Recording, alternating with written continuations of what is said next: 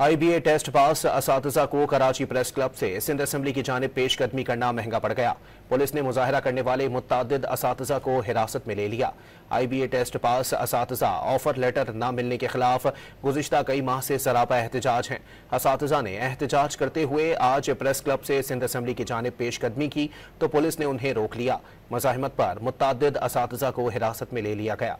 IBA test pass असातिज़ा को Karachi press club से Sindh assembly की जानिब पेशकदमी करना महंगा पड़ गया। पुलिस ने मुजाहरा करने वाले मुतअद्दिद असातिज़ा को हिरासत में ले लिया।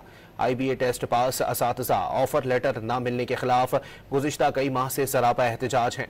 असातिज़ा ने एहतजाज करते हुए आज प्रेस क्लब से सिंध असेंबली की जानिब पेशकदमी की तो पुलिस ने उन्हें रोक लिया। मज़ाहिमत पर मुतअद्दिद असातिज़ा को हिरासत में ले लिया गया। IBA टेस्ट पास असातिज़ा को कराची प्रेस क्लब से सिंध असेंबली की जानिब पेशकदमी करना महंगा पड़ गया। पुलिस ने मुजाहरा करने वाले मुतअद्दिद असातिज़ा को हिरासत में ले लिया।